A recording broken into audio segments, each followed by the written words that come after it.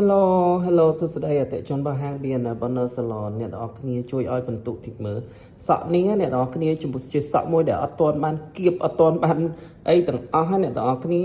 គឺចង់និយាយថាកក់មកគឺផ្លុំមកគឺចឹងហ្មងមានបងអូនស្រីខ្ញុំគឺធ្វើសាក់សីណាភ្ញៀវធ្វើសាក់សីចង់និយាយចឹងណាបើសិនជាខ្ញុំមានការគៀបឬក៏តបតែងហើយខ្ញុំនិយាយពាក្យហ្នឹងខ្ញុំខ្មាស់ភ្ញៀវខ្ញុំអ្នកនរគ្នាខ្ញុំរាល់ថ្ងៃខ្ញុំរកស៊ីរស់នឹងកិត្តិយសខ្ញុំអត់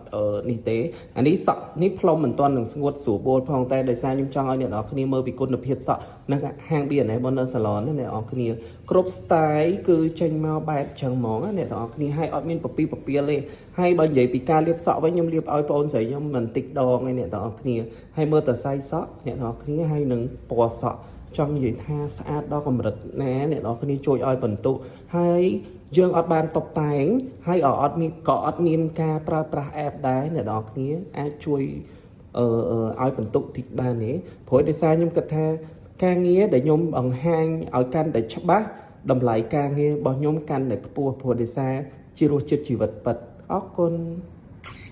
ចឹងសម្រាប់អ្នកទាំងអស់គ្នាដែលស្រឡាញ់ពណ៌សក់កុំភ្លេចហាង B&S Bonner Salon អរគុណ